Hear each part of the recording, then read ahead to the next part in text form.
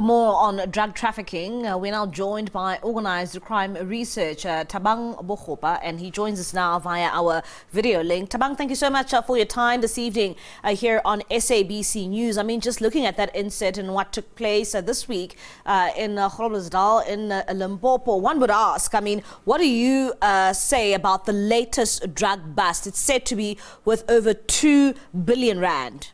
Yes, thank you so much, and good evening to the viewers at home as well. It is alarming the fact that Groblersdal particularly is targeted for such clandestine drug operations. If you check recently in 2022, there was another one worth multi-millions in one of the farms. But in the main, the greatest challenge would be the fact that in a farming industry whereby there's a lot of farming activities with very minimal law enforcement, it is easy for several activities to take part, whereas it's not easy to decipher as to what is being done in those day-to-day activities. And when you look at this operation, it looks very sophisticated, Thabang. One would even ask, would you say that this is part of even a larger global drug network? We need to also give big ups to the South African Police Services, the Directorate for Priority Crime Investigation, as well as the intelligence of the South African Police Services for having detected such an organized criminal activity. You can see that there is a multinational foreigners who have been arrested in this activity. But then also, if you look at the area where this crime occurred, it is at a spot whereby it can easily be transshipped into other provinces. It's very close to Mozambique. It can easily be transshipped to Botswana via the N level. It is very close to the OR Tambo International Airport, that strategic area on its own. When you're looking at a manufacturing or drug manufacturing like this one we have just seen in Limpopo, what goes into actually, you know, looking into the operations of how a manufacturing of this drug den can be done? I mean, you are even linking it to other countries, and as well, you also linking it to the likes of the OR Tambo International Airport. What goes into this type of operation? I mean, 2 billion rand, it's quite a very big operation we are seeing here. Yes, studies have proven that South Africa is perceived internationally as a weak spot for drug law enforcement. So the first one that you'd look into is the low detection rate in terms of infrastructure within our law enforcement services. But then secondly, as I've mentioned, if you frequent Groblersdal, you'll realize that there is a lot of agro-processing that's taking place.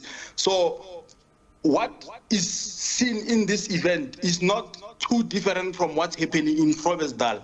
So you'd have people agro-processing for manure, agro-processing for certain agricultural produces. But now in this case, the problem is that there was very minimal ability for the law enforcement to decipher this at an earlier point. But also, the high agricultural activities makes it easy for the end product, which are the drugs, to be transshipped, similar to other trucks that are transporting other agricultural products. And this is what makes it easier for it to occur. Earlier on, Thabang, you spoke about, you know, just not so long ago, a few years ago, we saw another drug bust of this nature in, you know, the same area. Do you think that there may be links between this latest drug bust and the more recent one we saw? Yes, thank you so much. There is a high likelihood. And perhaps a question should be asked as to what happens to the farm after the people are arrested. Does asset forfeiture unit, which is part of the National Prosecuting Authority, forfeit the whole farm to the state? Or are the people prosecuted and perhaps convicted, but the facilities still remain? Because in the previous one, the people were busted within 4 months of just having bought the property. So even in this case, you would find that someone knew that we have such facility which has a global capacity to produce drugs. Perhaps previously it was used for good reasons, but now it can easily be bought by another syndicate, be it African foreigners, multinational cartels, or local gangs. They can easily come by the same facilities and reproduce drugs because of the high demand. So I think for our law enforcement, it will be very important that after the SABC has done what was necessary to be done, the National Prosecuting Authority should now look closely into asset forfeiture of that whole facility so that no one can come and purchase the same property for reproduction of illegal drugs. Going back and looking at, the issues around global networks when it comes, to such matters of drugs in the country, one would ask, is South Africa an important hub? What role does South Africa play when it comes to the operations of this nature? Earlier on, you spoke about South Africa also being targeted because of, the kind of laws we have in this country. Yes. Firstly, we need to mention that South Africa has very strict laws in terms of combating drug, particularly the illegal substances. However, enforcement effectiveness can vary, and among those factors is the high level of corruption in South Africa, the resource constraint, and the complexity of the drug trade. But if you look at the abilities of Interpol in South Africa and the national drug law enforcement agencies in Africa, South Africa is really taking a lead. However, we just need more specialized prosecutions in terms of combating drug and substance abuse. Do we, can we link, this latest drug bust to any of the known drug groups that you, research this about? Can you tie this to any of those drug operations that, people like yourself would know about in this country?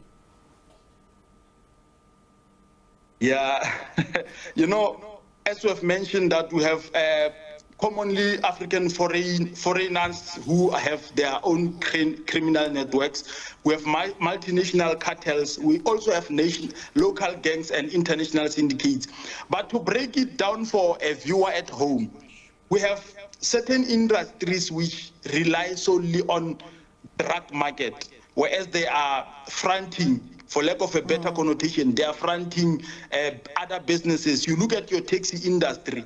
If you just go and observe in Groblersdal and the previous arrests, you'll realize that there were people in the taxi industry who were arrested for dealing in drugs.